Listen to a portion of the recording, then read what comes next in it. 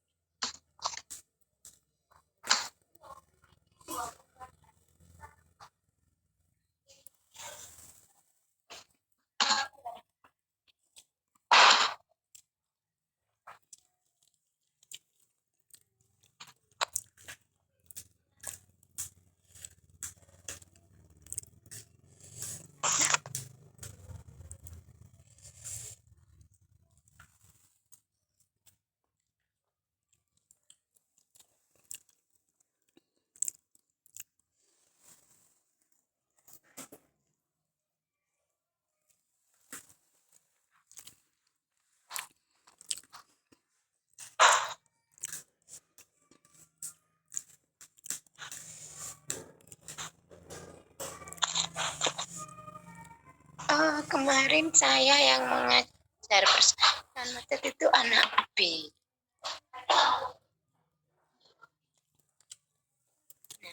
Jadi persalinan itu kan ada 3 kala.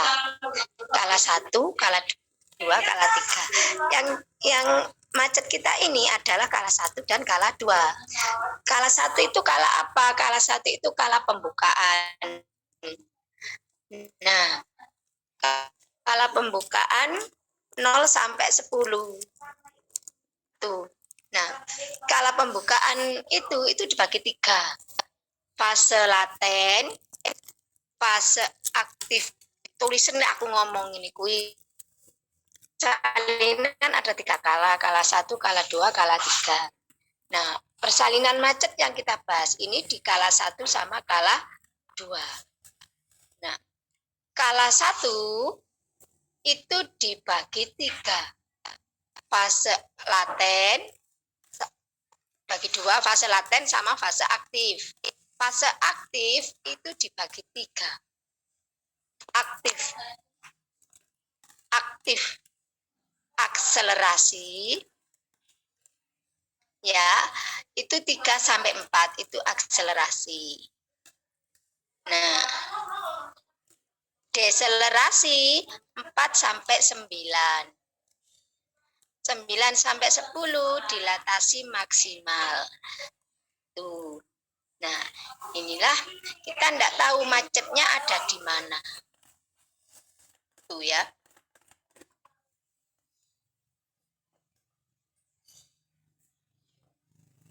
Apa penyebabnya kata temanmu? Ada banyak faktor, diantaranya disproporsi sefalopelvik, CPD. Nah, itu dari faktor ibu. Jadi, tahu ini CPD bagaimana? Bagian bawah janin atau kepala ini tidak masuk ke pintu atas panggul, wis. Jadi saat kita VT ini belum masuk, kok sudah ditolong. Kan pintu itu ada 3, pintu atas panggul, pintu tengah panggul, sama pintu bawah panggul. Lek wis nggak masuk di pintu atas panggul sudah bukan kita. Hanya kan kalau sudah masuk ke pintu atas panggul ini lolos di persalin itu lolos. Nah, tinggal pintu tengah panggul sama pintu bawah panggul. Oh ini lo sudah buka 5 kok ndak maju-maju. Ndak 5 ndak maju-maju. Nah, takutnya ada pintu tengah panggul. Nah, pasien itu lo sudah saya pimpin.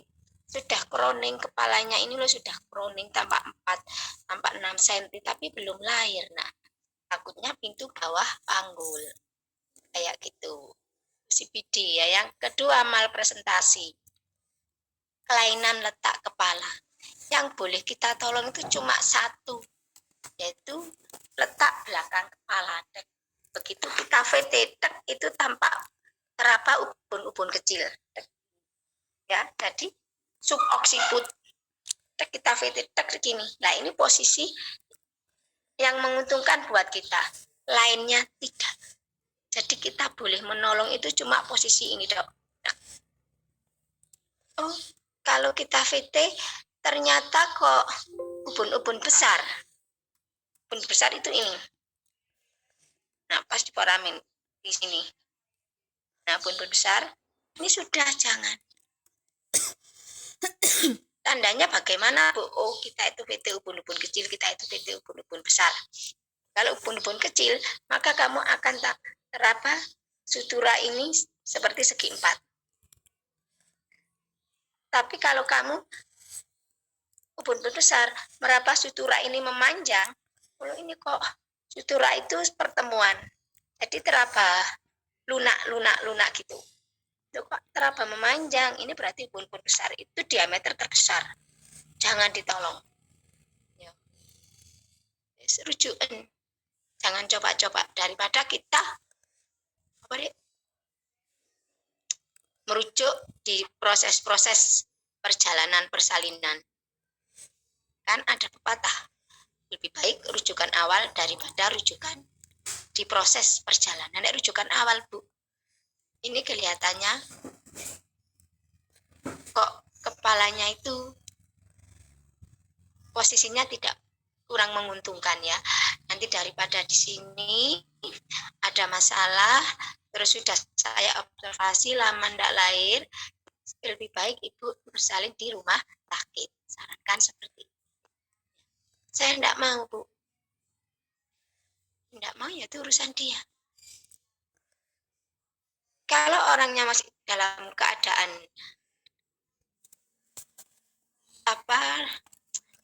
tidak membutuhkan perhatian, bagus fisiknya bagus, tanpa kita antarkan tidak masalah.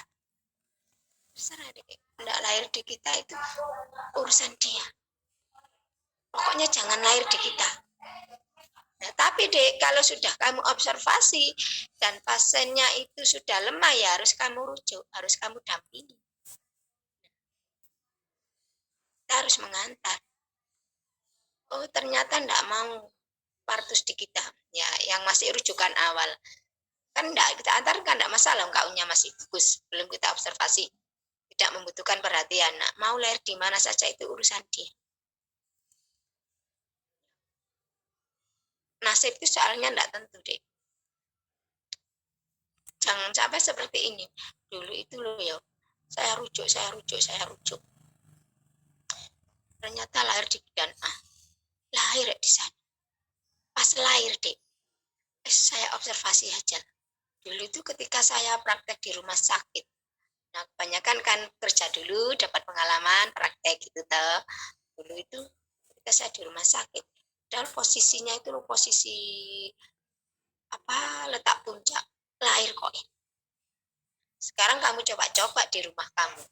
Ya kalau lahir, kalau enggak lahir. Nah, ya enggak. Nah, yang pertama, yang kedua deh. Kalau posisinya itu selain posisi letak belakang kepala, maka diameter ini besar. Apa efek sampingnya? Satu, akan terjadi ruptur pada jalan lahir ibu. Nah, ini. Habis partang jalan kenangan. Ya, Bra? Ya, Ibu. Ya, Ibu. Yang jalan kenangan, gue kenangan nih Bapak. Iya, Bra? Hati-hati gue. Nah, ting.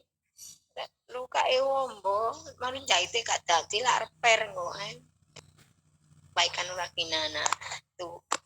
Terus apa? Karena janinnya ini juga lama, kartamu macet di sana ya toh? Macet. Akhirnya lama ini dorong. Coba kalau kalian kepalanya tertubruk-tubruk gini.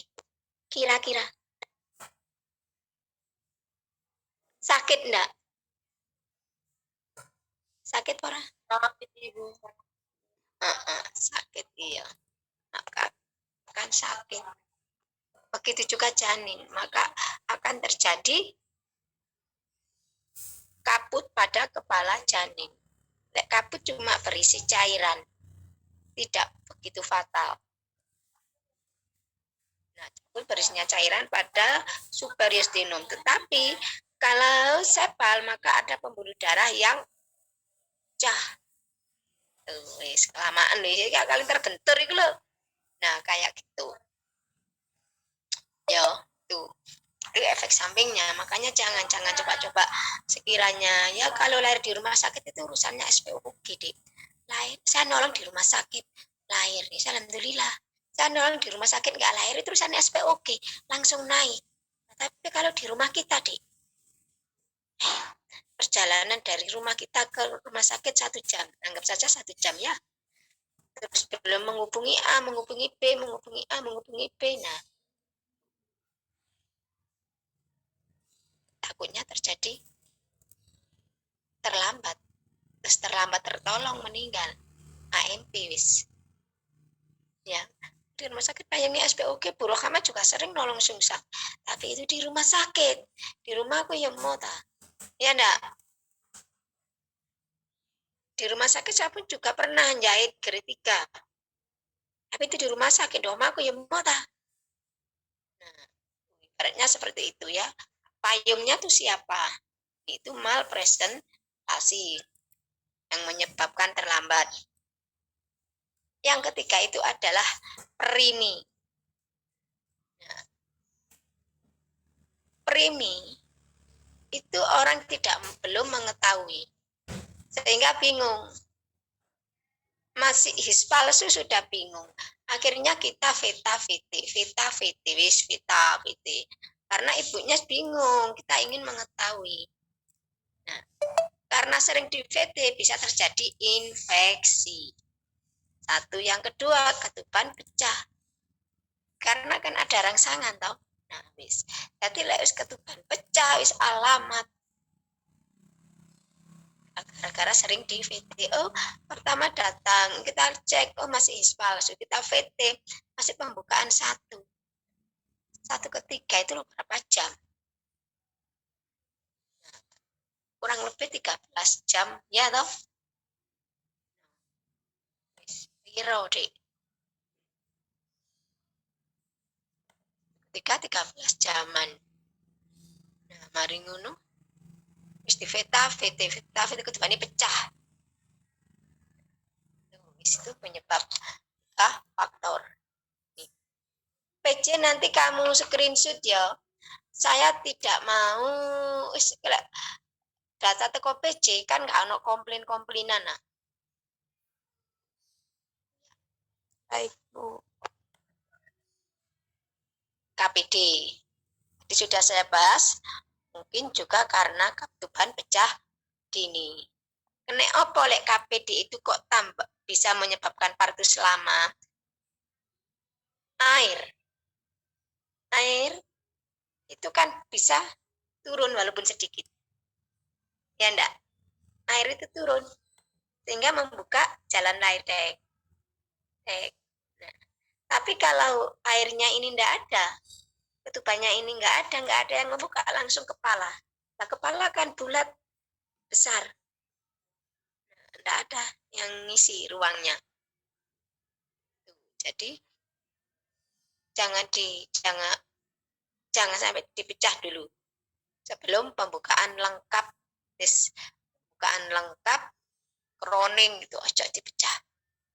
Memang Kak, di rumah sakit dulu ketika Burhama kerja itu muka 8 itu sama SPOK dipecah karena ada 2 faktor. Kalau ketuban itu dipecah, licin.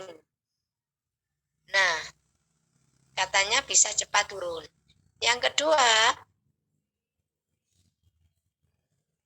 bagian kepala ini segera turun, jerek. Nah, tapi lah di rumah sakit, Dik.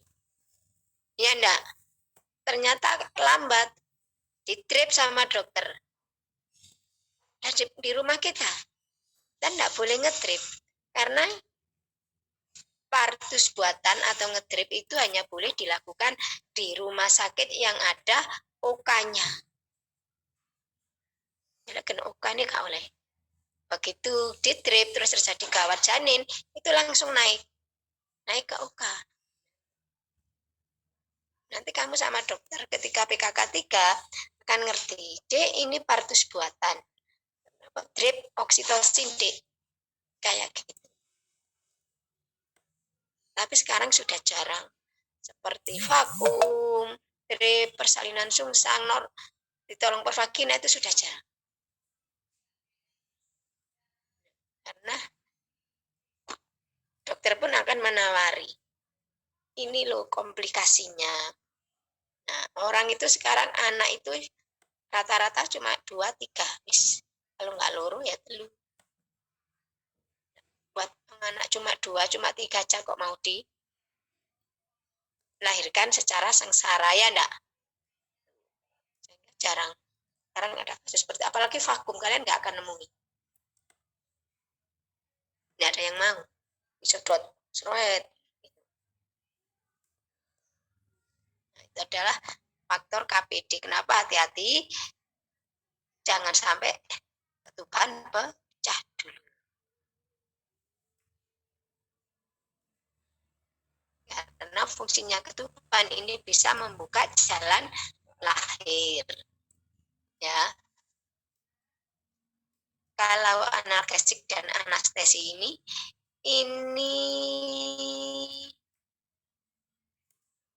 bukan hak kita. Kita seorang bidan tidak pernah memberikan obat itu dokter. Ya. Nah, di samping dari 3 faktor tadi, nah ada kelainan tenaga ibu. Power is kontraksinya lemah.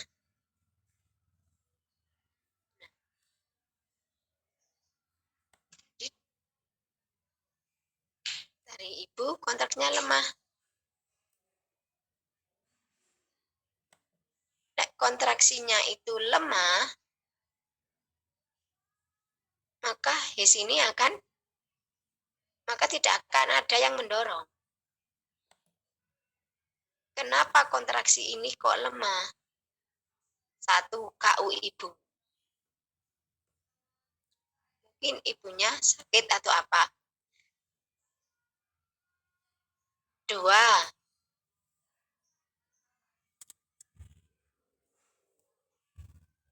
kelainan letak tadi. Nah, atau kelainan jalan lahir. 3, karena janinnya kecil sehingga tidak bisa masuk ke pintu atas panggul. Tuh. Lah kontraksi itu dikatakan bagus bagaimana? Kontraksi itu dibagi 3 di partograf. 0 sampai 20 detik itu lemah. 21 detik sampai 40 itu sedang. 40 sampai 60 itu bagus. Ada jaraknya. Kita cari kenapa kok kontraksi ini lemah. Mungkin kau ibu tadi, kau ibunya lemah, keadaan posisi yang depannya kayak gitu. Ya.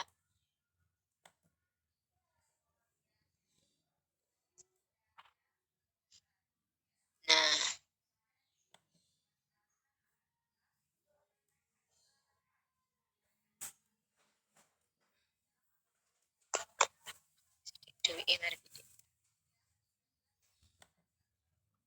terus kira-kira faktor apa lagi? Loh, saya ngenteni duit saya aku tak takut mendur.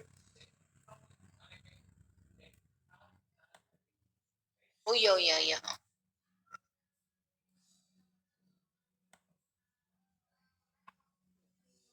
Tuh ya. Nah,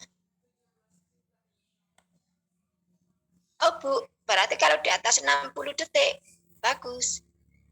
Over namanya ya. Batasnya 60. Kalau di atas 60 detik kita harus hati-hati.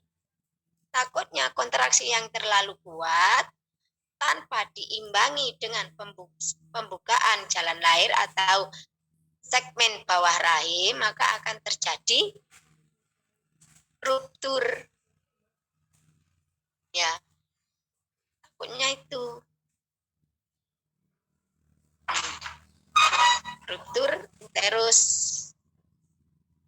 Atau disebut dengan lingkaran Pendel. Tuh ya.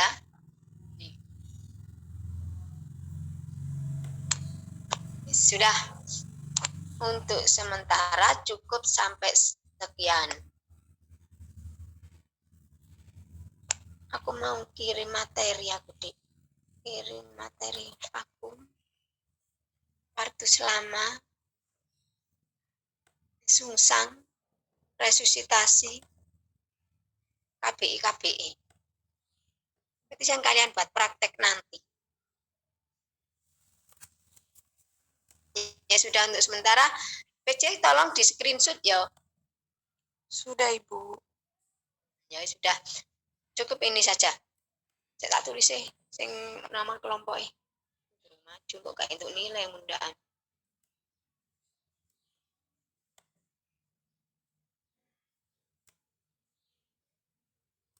Liana Lili.